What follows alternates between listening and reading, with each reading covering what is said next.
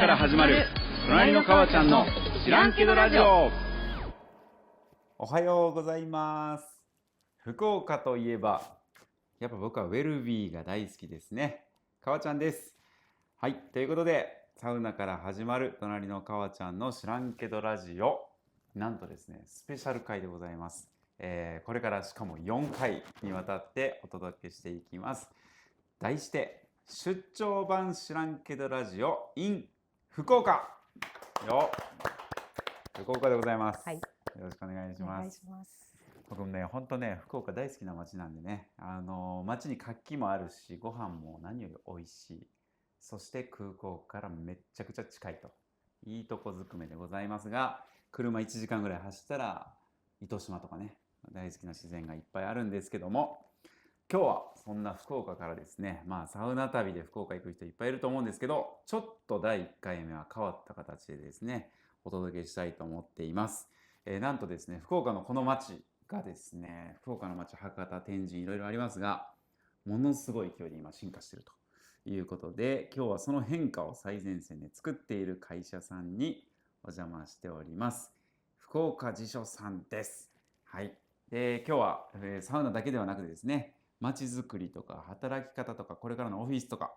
そんなテーマまで固くいくんではなく知らんけどっていうノリでいきますんで、ぜひともですね、皆さん出社されている最中かと思いますので、楽しく聞いていきたいと思います。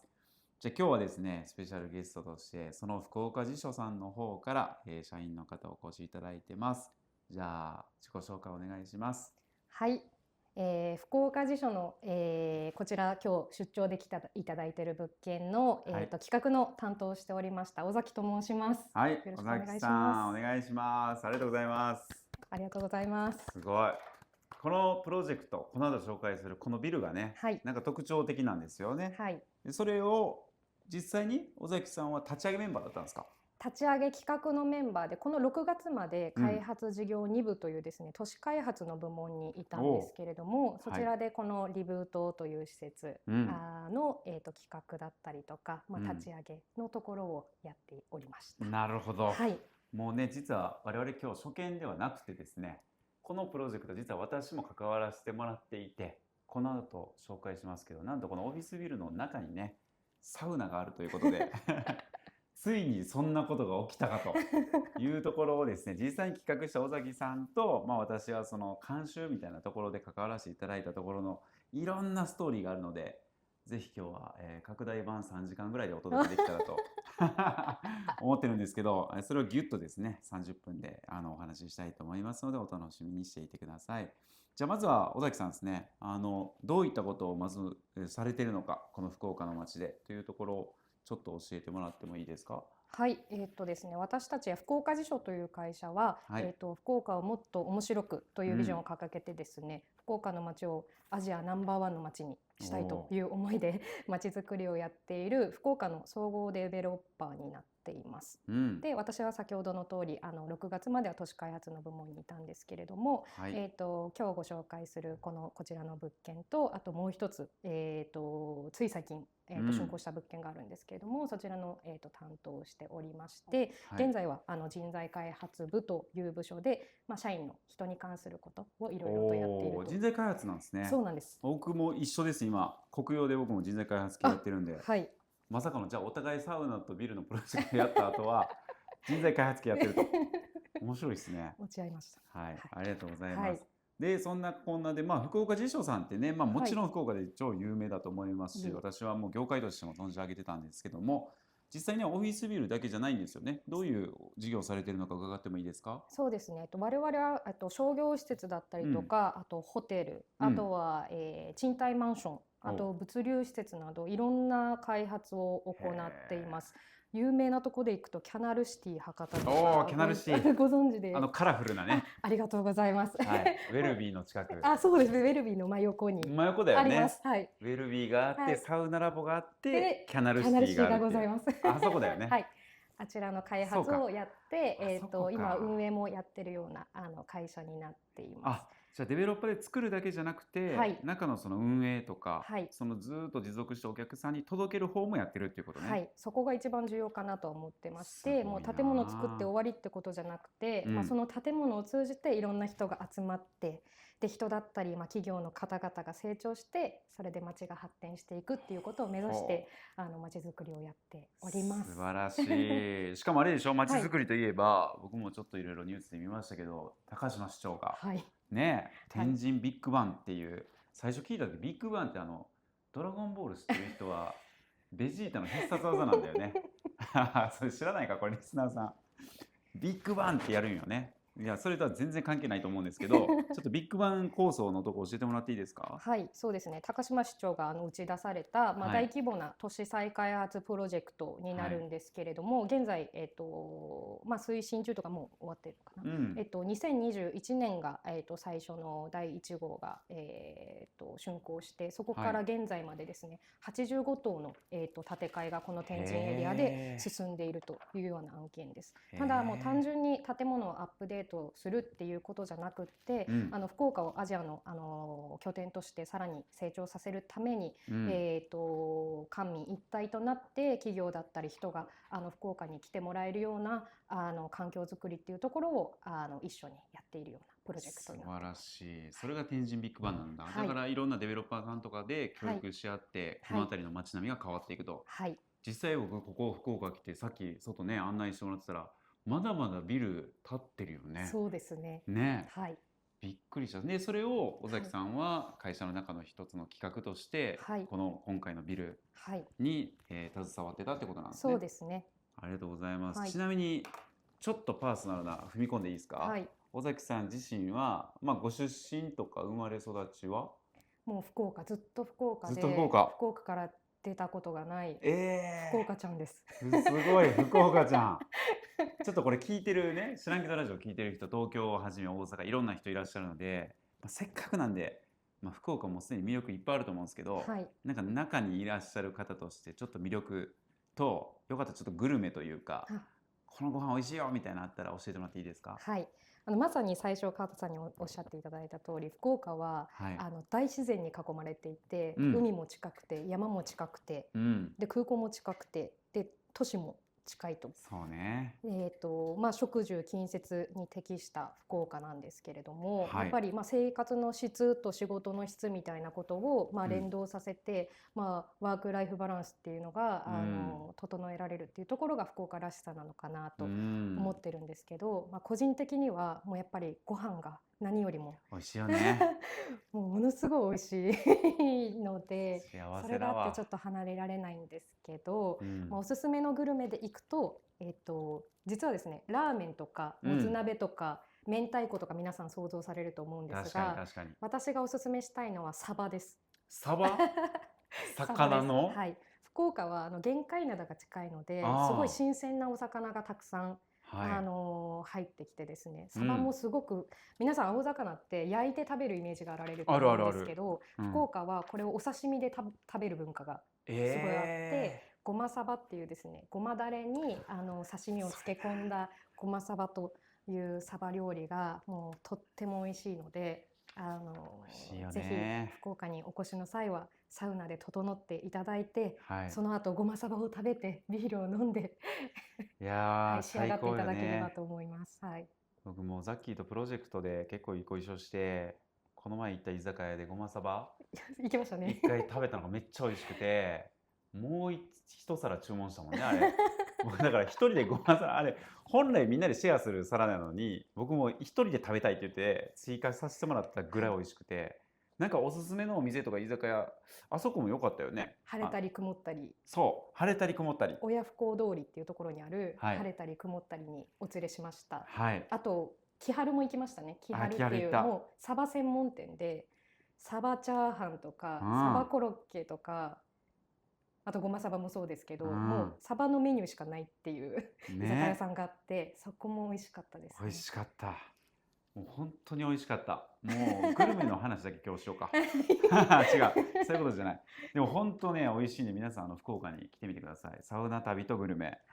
なんですけど、そんな素敵な福岡の中でですね、今日はちょっとオフィスとかビル働き方の話に踏み込んでいきたいと思います。実際この映像ね、今皆さん YouTube とかご覧になっている方はその会議室の一角を今日お借りしてるんですけれども、ここ自体がここもスタジオみたいな感じなんですよね。そうですね。収録ができるスタジオミーティングルームになってすます。ごいよね。ビルでこんなことなってんだ。で、実際に今日ここに来させてもらったところの名前が天神住友生命 FJ ビジネスセンター。はい。はい、タイトルコールみたいになっちゃった。ありがとうございます。ぜひ教えてください。はいどんなところか。はい、名前の通り住友生命様と弊社で、は共同して建て替えを行ったプロジェクトになっておりまして、うん基本はオフィスビルになるんですけれども、はい一番の特徴はこのリブートという施設で、リブート。はいうん。建物のですね約オフィス面積に対して約 15% 相当の約1000坪をこのリブートという大規模空間に割いているんですが、ここはもう、ワーカーさん、ご入居いただいているワーカーさんはいつでも使っていただけるシェアワークスペースになっております。そうか。そもそもこういうオフィスビル慣れてない方向けて言うと、はいあれだよね。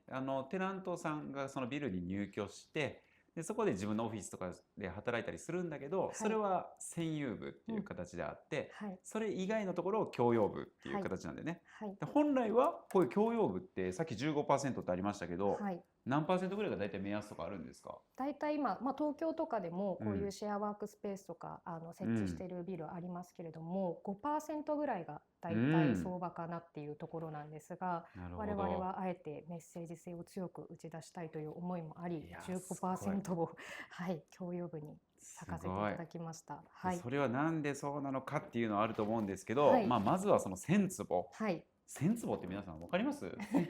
1000×3.3 平米ぐらいだから3000平米ぐらいあるってことか。はい3000平米。ちょっと置いてみたけど余計分からへんかったね。とんでもない広さなんですけど、これそもそもビルとしては何階建てとかでしたっけ？ビルがですね、地下はい2階から、地上23階建てなるほどオフィスビルで、2階、3階、4階と23階、うん屋上がリブートなんですが、うん5階から22階はオフィスビルなるほどになっていね。ます。そうか。じゃあ出社した人はその5はい階から22階のどっかが自分のオフィスだって言って、はいでそれ以外の432とか屋上はいとかに上がっていったり降りたりしたらその共用部があって、はい、でその共用部にどんなものがあるんですかっていうのがすごいんですよね。そうです。はい、教えてください。ちょっといろいろコンテンツがあるんですけれども、カフェラウンジ、うんオープンワークスペース、あとここにいていただいているミーティングルミーティームングルーム。とコンディショニングジムおうとナップルーム、仮眠室ですね。仮眠のナップ。とはい。あとシミュレーションゴルフゴルフ。と、はいライブラリーコーナー、あとライブラリー。シャワーブースもあったり、うんであとはスカイテラス、屋上のスカイテラスがありますと。そしてはいなんとですね、この、天神エリア最高層の23階の屋上になるんですけれども、うんこちらのその天神のてっぺんにサウナがおお、ございます。クレイジーだね。屋上にね、はい、あるんだよね。はい、すごい。で、入居してる企業さんははい、ここですね。一応ワーカーはミーティングルームは、ミーティングルームとカフェで販売しているドリンクは有料なんですけれども、うんそれ以外のサウナ含めジムだったりも全部無料でご利用いただけるなんと形になっております。だからサウナ利用したいってなったら普通だったらね、はい一般のサウナ行ったら何千円かかったり、はい銭湯も何百円ってなるけど、はい、ここのビルに入居すれば、はい、もうそのサウナとかあとジムはい、とかシミュレーションゴルフ、はい、この辺は追加料金を自分で払うもないし、はい、月末になんかテナントさんに請求来ますとかもないないです。ないんだ。なので本当に自分たちすごいの専用部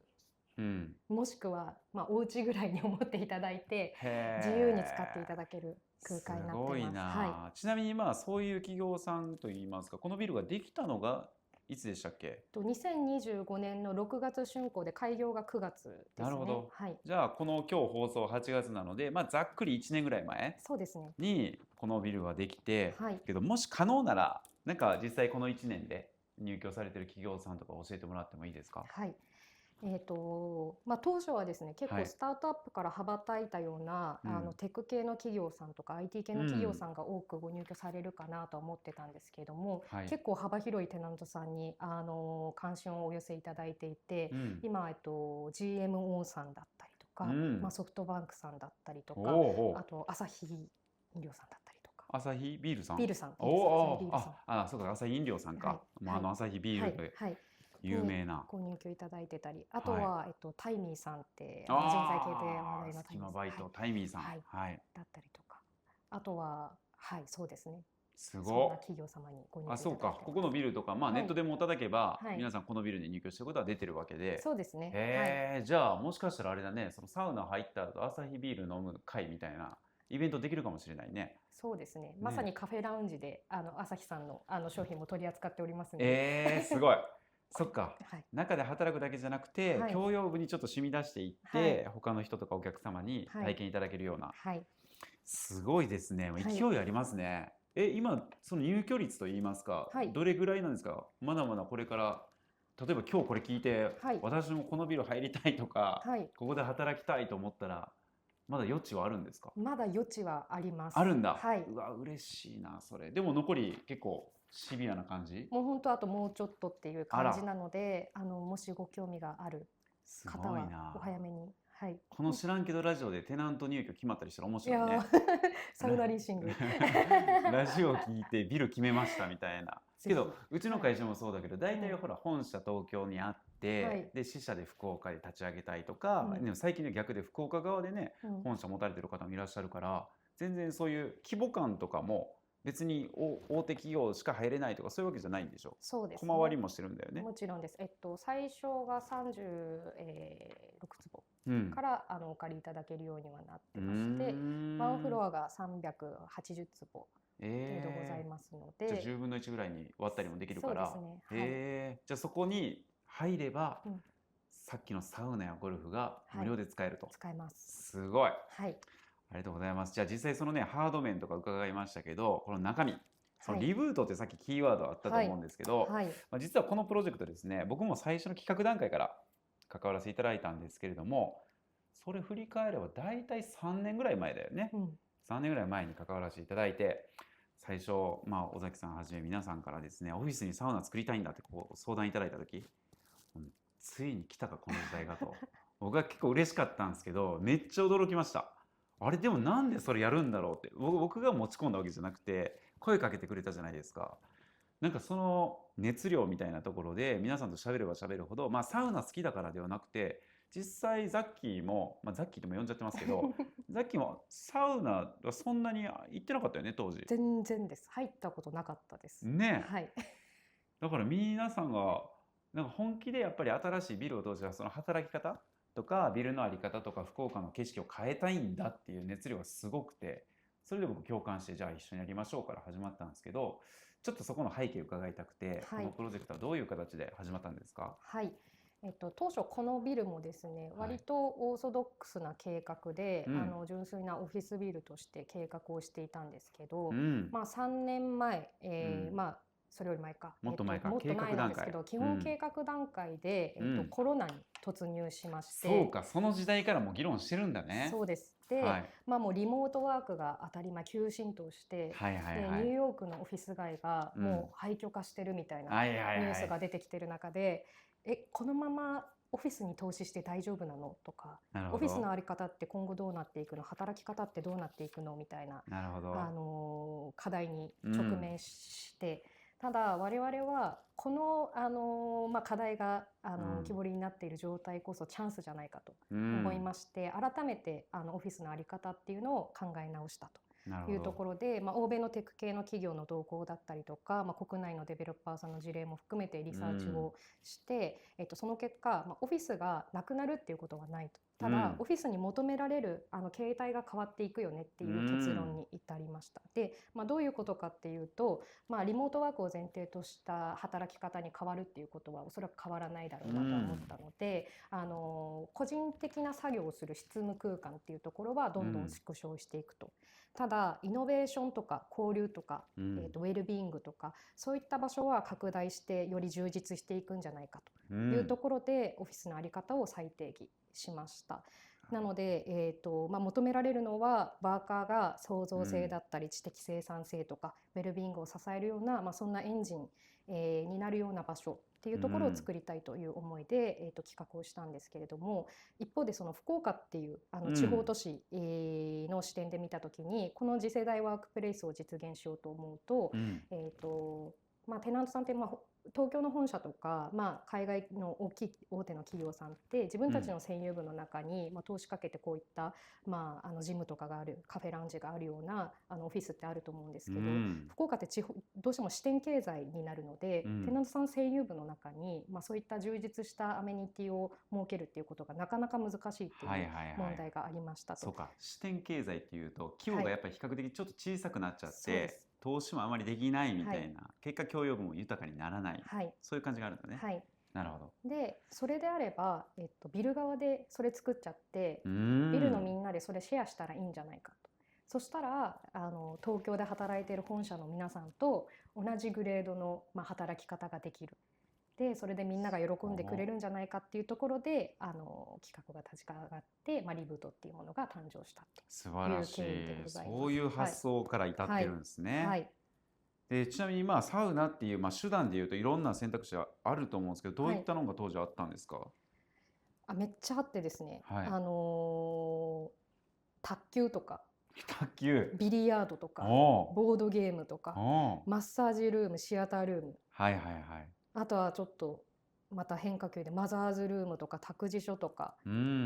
プレイルームとかお祈りとかね、お祈りとか、あとパウダールームとかいろんな案がありました。なるほど、すごいね。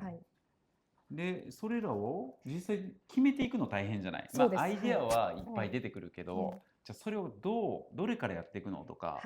そういうふうなどうやって決めていったんですか？いろんなもう本当統計データとかいろんなことは考えたんですけど、もう実際ワーカーの声を拾った方がいいよねっていうところで、全国のワーカーさんだったり、社内のメンバーにアンケートを取って、どのアメニティがどのぐらい人気でどのぐらいの頻度使われるかっていうのを、集計をしてみました。なるほど。でそんな中よ、サウナ、実際それ提案というか、してみたらどういう反応だったんですか？ですね、実はそのアンケート結果でいくとサウナは全く人気コンテンツではありません。ありません。ありませんでした。でただ弊社の社長が、サウナは絶対入れたいという並々ならぬそこに御社の代表のメッセージがあったわけですね。思いがあり、で私も担当として当時も川田さんと出会っていたので、いやオフィス×サウナは絶対面白くなると思って、思い切って屋上にサウナを作ってしまいました。すごいよね。その小さくね、当初の計画だといろんなプラン考えてる中で言うと、屋上にっていう選択肢以外もあったもんね。ありましたね。4階とかに入れようかとか、もっとコンパクトにして奥の方にとかなってたのが、だんだんいやこれじゃダメなんじゃないかみたいな川田さんに洗脳されてそう懐かしいよね。いやそう僕としてもやっぱりサウナ単体の魅力というよりはやっぱりフィンランドでそのオフィスに中に入ってるサウナの在り方とか、僕らが企業サウナ部を通してそう企業同士やワーカー同士がつながったり混ざるで整えるっていう、この辺をまさかの企業さんがやるんじゃなくてビルのデベロッパーさんがやるっていうことにすっごい可能性を感じて、そっからねプロジェクトメンバーの一員として私も関わらせていただいて、でまずその時に最初にやったのが、これも全国の皆さんにもお勧めしたいんですけど、やっぱ一緒にこのザッキーはじめプロジェクトチーム、もちろんサウナね行ったことない人がいっぱいいる中、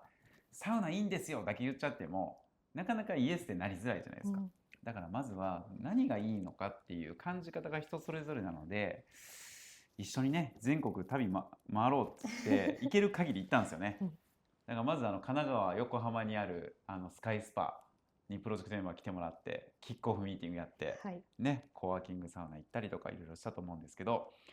なんか今だから話せるじゃないですけど、なんか当時の景色、尾崎さんの方から振り返ってみてっていうところの社内の景色もあると思うんですけど、ちょっと話してもらって、知らんけどの場なんで、そうですね、教えてもらっていいですか？ちょっともし今オフィスにサウナを作ろうと思ってる人がいたら申し訳ないんですけど、私はオフィスにサウナを作ることは当初ものすごい反対を社内でね、アンチサウナ派でオフィスでサウナ入るニーズないだろうと勝手に思い込んでたんですが、いや、それが正常な感覚だと思います。世の中アンケート取ったらまず8割そうなります。はい。ただ、まあ、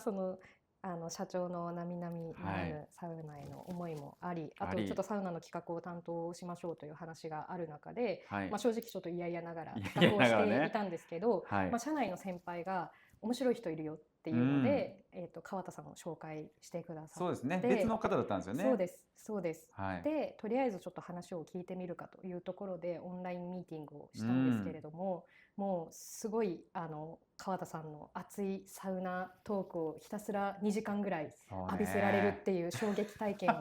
受けまして、オンラインなのに。はい、もう同席してた先輩とかもう終わった後もうこんな感じできつ疲れ切って疲れ切って疲弊酸素なくしてなったと。これ同じ会議室いたらやばかったよね。もう酸素なさすぎエて。ネルギーを吸い取られるぐらいすごい熱いトークをいただいて、まあ、本当に私にとっては衝撃体験で、もうサウナって面白いっていうのもすごいその時に思いましたし、まあ、何よりこの人面白いと思って、そこから川田さんをずっと追いかけまくって、なるほど。ありがと上司をうございます。連れてスカイスパに行き、そうね。では福岡に来てもらって一緒にサウナに入ったり、あとは大分の豊後大野という、まあ、サウナで町おこしをしているようなエリアがあるんですけども、はい。まあ、そこに一緒にサウナ万博だ。はい、サウナ万博に行ったね。ついて行って、はい。はい、でその後、まあ、1泊2日で行って、で熊本までまたサウナに行ってみたいなことをして、サウナ理解を高めながら、はい、企画の熱量を上げていったという流れですね。素晴らしい。もうスカイスパで館内着着てる状態でみんなでああだこうだ図面描いてたもんね。もう上司2人連れてったんですけど、書いてもらって紙とペンでみんなで書いて、でみんなサウナ入った後やからめちゃくちゃアイデア出てきて、でいやそうじゃないんじゃないのか、お互いにアイデアぶつけまくってほぼ企画書ができたもんね、あそこで。いやめちゃくちゃ懐かしいそれ、はい、しめちゃくちゃ面白かったな、僕もそれやってんのが。でね、福岡と熊本も1泊2日でちょっとサウナ行こうぜって僕誘っといて、結果2日間で7軒ぐらい回ったよね。はい、18セットぐらいしました。18セットよね。干からびて、はい、これ男性的には服パパパパに着たり脱いだりしてるけど、ザッキーよくついてきてくれたなと思って、もうすっぴんでシって追いかけて、後半はもう行きましょうみたいな感じでね。そっか、いやいや懐かしいですね。懐かしいです。ありがとうございます。ます。そんな感じでいろいろ言ったと思うんですけど、まあ僕もですね、まあ、全国年間300施設とかもいろいろ回ったりしてるんですけど、やはりこのプロジェクト関わらせていただいて一番印象的だったのは、やっぱりサウナを作りましょうみたいな商業施設ではないので、こう働く人、オフィスで働く人がサウナがあることで何が変わるんだろうみたいなところの体験をこう設計していたこと、それをデベロッパーさんがここまでなんかそのビルの魅力、外観をどうするとかそういう話じゃなくて、中の働く人まで入っていったっていうのはすごい僕も感動したんですけど、なんか改めて福岡地所さんとして、まあ、リブートってさっきワードあると思うんですけど、そもそもリブートって何ぞやっていう話とか、なんか本当に作りたかったもの何なのみたいな、ちょっとそのあたり伺ってもいいですか？はい、リブートっていうのは、まあ、コンセプトとしては、働く人が 100% のパフォーマンスを取り戻す場所になってくれたらいいなという思いでリブートと名付けてます。まあ、働く力を取り戻すための活力補充で、その中には働くっていうだけじゃなくて、まあ、休養するっていうこともあれば活動することもあれば、っていう、まあ、サイクルの中で、人々はパフォーマンスをしっかり取り戻して生産性の高い、仕事ができるんじゃないかというふうに思ってます。確かに、はい、でも私たちが作りたかったのは、まあ、サウナの話結構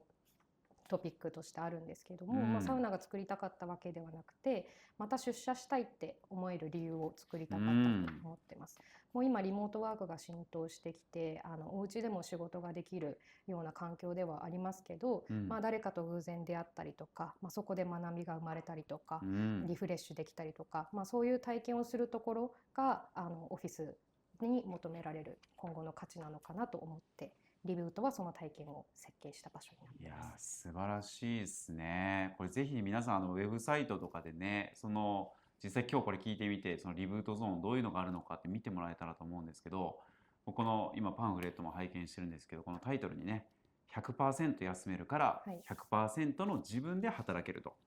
これすごいいい言葉だなと思ってて、なんか自分のパフォーマンスどんどん上げましょう上げましょうってよくね聞いたりすると思いますし、一方でウェルビーイングとかあると思うんですけど、なんか自分の持ってるポテンシャルがちゃんと最大化できる状態を作るっていうことを支えてるんですよね。はい。でその手段として休んだり仮眠もそうだし、交流をしたり体を動かすことで自分のパフォーマンスが上がるよっていう、だから持続することをすごい重視してるんですよね、うんこれって。いやそれを考えると、そのサウナってあえて屋上で、うんでしかもあそこのスペックで言うと、もう僕ちょっと設計とかで一緒に関わったんでもう僕が言っちゃいますけど、男性女性がね曜日替えしていて、でサウナもあるし、しかも炭酸泉のお風呂もあるんですよね。で外気浴ゾーンは屋上の空を眺めながら、僕もさっき今入ってきたんですけど、飛行機4回ぐらい通ってましたからね頭の上を。その音聞きながら、しかもオフィスからポッと抜けて、例えばお昼休み行ったりとかね、そういう使い方できると思って最高だなと思ったんですけど、ちょっと最後に実際その入居された企業さん、まあ、先ほどいらっしゃることも伺いましたけど、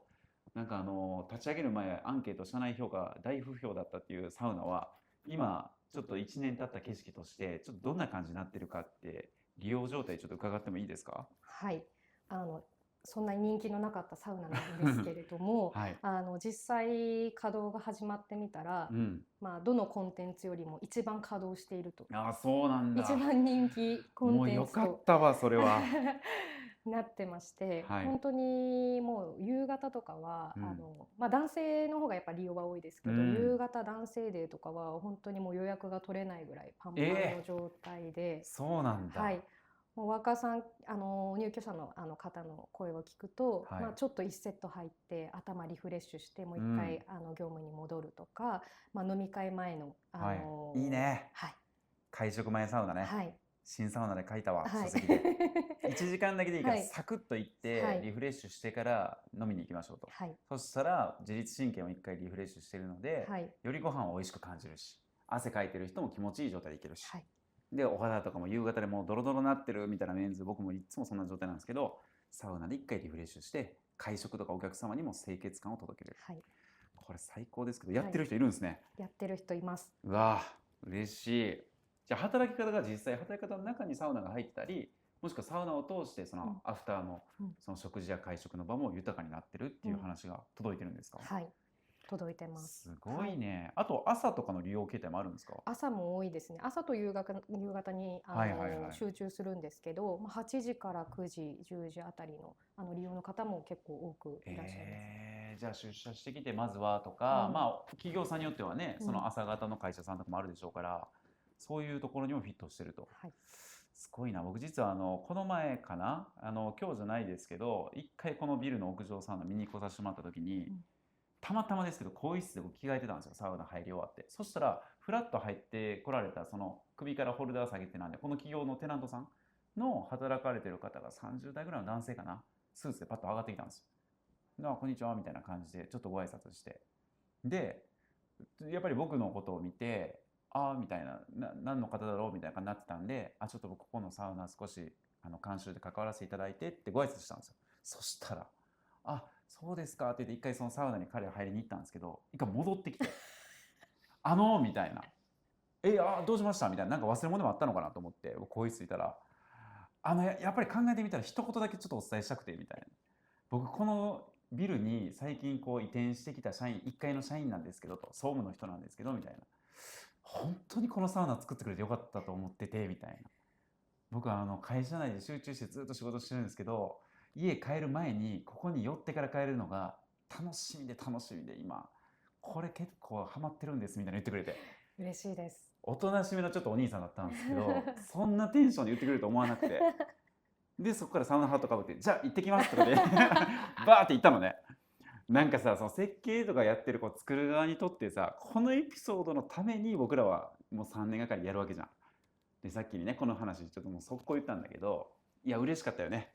なんかそういうコミュニケーションがフラットに生まれるっていうのはすごい嬉しいなと思います。ないもんね、はいなんか飲食店とかでもなんかここのご飯美味しいからシェフ呼んでくださいみたいなもんじゃないなかなかやんないじゃないそんなことって。けどこういうサウナってやっぱ気持ちいいとか、彼自身がそのね楽しみにしてくれてるっていう思いが、まあやっぱリアルだし、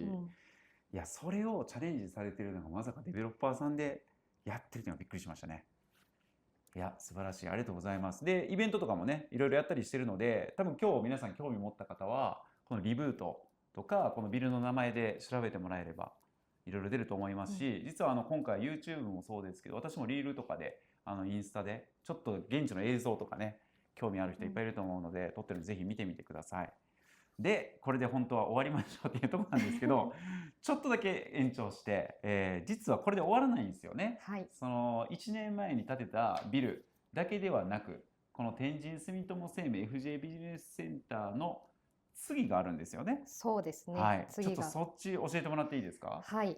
天神ビジネスセンター2という物件になるんですけれども、はいこちらが8月の4日に開業いたしまして、すごい。ほはいっと、だから先週ですね。先週ですね。ちょうどはい。で、ここはオフィスもあるんですけれども、オフィはいスだけじゃなくて商業施設だったりとか、うんスタートアップを支えるような創業支援施設、うん。あとは今回のリブートを一体化した大型の複合ビルになっています。へえ。でそのビルは近いんですよね、ここから。もう近いですね。5分ぐらいで着きましたよね。歩いてこれたもんそうね。ですね。じゃあそのビルが2棟、これではい1年越しで建ったわけだ。はい。はい。で、そこの特徴をちょっと教えてください。はい、ありがとうございます。一番の特徴は今回地下2階から地上5階までの、うん7層吹き抜けにアクセラリウムという空間を作ってまして、はいまあアクセラリウムって造語なんですけど、うんアクセラレートっていう加速するっていう意味と吹き抜けっていう意味のアトリウムを掛け合わせた言葉で、ここで人が集まったり交流したりアイデアが生まれて、事業だったり街が成長していく、それが加速していくっていう思いを込めてそういったアクセラリウムという名前の空間を作っています。なるほど。でちょっとまたリールとかでうんいろいろ見ていただければと思うんですけれども、こちらもサウナはい。作りました。はい。はい、今度は屋上じゃなくて、屋上じゃなくて今回は地下に作らせていただいてるんですけど、はい。まあ天神住友生命 FJ ビジネスセンターは屋上で、外の気持ちよさみたいなところが体験価値ではあったんですが、次の天神ビジネスセンター2の方は、まあ、地下という特徴を生かして、うんまあ荷重がちょっとなんて言って荷重がですね、水風呂とかお風呂とかのね、そうですね、重量がね。屋上だとどうしても荷重とかスペースの制約がありますので、はい。こちらの物件は一つのサウナを男女曜日代わりで運用しているサウナになるんですけど、一方次の物件は地下2階に配置したので荷重がしっかり重たいものがたくさん置けるという強みを生かして男女それぞれサウナを設け、やった。はい女性の皆様、はいおめでとうございますと。はい男性だけじゃないと。はい、で水風呂と炭酸泉に加えて今回は温浴も導入をさせていただきました。なので、まあこちらのサウナは毎日しっかり体を整えられるスパとして、作らせていただいて、まあ、サウナーの方はもちろんなんですけど、もっと裾野を広げて、サウナ入らないけどお風呂は好きみたいな方のニーズにも応えたいと思い、作りました。素晴らしい。しかも炭酸泉がこだわりなんですよね。そうですね。炭酸泉も通常の銭湯よりも高濃度の炭酸泉導入してまして、2倍かな、炭酸濃度が2倍。医療用とかにも使われるぐらいの炭酸濃度らしいんですけど、美肌とか疲労回復とか、いろんな効果効能がある炭酸泉でしっかりウェルビーネス。だって銭湯とかスパじゃなくて、これオフィスビルの中だよね。そうですね、確認だけど、はい、それがもうそういう内容まで入れちゃったと。はい、しかもコンセプトとか他にもいろいろあるんですよね。そうですね。地下なので外部の環境は感じられないんですが、デザイン面でしっかり工夫をしていて、浴室は、ムーン月、サン太陽の2種類用意させていただいているのと、内気浴室もオーシャンフォレストというコンセプトで、外部環境を感じられるような素材とか演出にもこだわってます。で、オーシャンフォレスト内気浴室のオーシャンの方はリクライニングチェアにブレインスリープの、リカバリーベッドを貼り付けさせていただいて、本当に深海にいるような浮遊感を感じれるような内気浴室にしてますし、もう一方のフォレストという内気浴室の方は造作ベンチを木で作って本物の素材を感じられるような工夫をしています。もうこれなんか駅前にサウナ施設できたんですかみたいなインタビューに聞こえるけど、オフィスビルの地下にこういうのができてる。しかも僕もそれさっきねちょっと体験させてもらって非常にいい体験でした。没入感がやっぱありますよね。なんか屋上の景色とはまた違うので、ぜひ上で働いてちょっと疲れたなとか、疲れる前に下ポンと降りてきたら一人でボケーっとこう没入してもらう。でしかもぶっちゃけシャワーだけ浴びて出てっても全然いいんだもんね。そうですね。それでもいいし、うんお風呂とか炭酸泉、水風呂全部あるので、今日はサウナワンセットしようとか、もしくは今日は炭酸泉だけサクッと入って出ようとか、うんそういうのができるのがやっぱり良さかなというふうに思いました。うんあとあれでしょ、サウナ出たところのコールドプレスはい。ジュースがあるんですよね。はい、そうです。イエス東京さんイエス、はい、僕大好きですけども、なんでもう体から汗が抜けた状はい態でフレッシュジュースを入れていただいて、うんより整うというすごい体験もしていただけます。はい。だから体のコンディショニングみたいなところでもそれも使えると。はい。でしかも同僚とかでも行ってもいいんですもんね。だから会社の仲間と一緒に行って、そうですねまあ僕らがサウナで大事にしてるこのサウナの前では肩書きとか役割とか一回取っ払って、はい。フラットな交流の場として使ってほしいとか、はい。もしくはそこで出会う人同士が、だってこれからだったらテナントさん同士だからビルは一緒だもんね。はい。だからそこでどちらの方ですかから人脈広がったり、うんビジネスとしても豊かになると、はいチャレンジしてますね。岡地さんありがとうございありがとうます。ございます。ぜひともまた映像を見てください。めちゃくちゃかっこいい空間になってますし、僕正直これあれですよね、外部の人が使いたいですって言って使えるんですか？使えないんです。使えないですよね。ご入居いただいて、そうですよね。だからまあそれは中のねテナントさんとしてのはい特権だったりすると思うので、はい。ぜひともこのビルもっと作ってもらっていいですかね。入りたいって人もいるでしょうからどんどんいっぱい作ってもらって、で入りたい人とかこうやって見に来てもらって見学とかもできるんですかね。そうですね。見学あも、はい。もちろん。じゃあぜひ福岡地蔵さんに言って、このビルとそしてサウナとか見て、はい。そして他にもなんか居酒屋とかも同じフロアにあったり、本屋さんも入ってたりとかそうですねいっぱいあるんですよね、設備が。あります。はい。ちょっと今日ね映像とかでもちょっといろいろ紹介で用意してますんで、ぜひ皆さんご覧いただければというふうに思いますが、こういう新しいチャレンジを、はい、見てもらえればと思います。じゃあ最後にですね、まあいろいろ今日ご紹介いただきましたが、はいまあ全国のデベロッパーさん、まあいっぱいいらっしゃいますんで、街を作っているまあ方々にこうリブートを通してこう伝えたいこと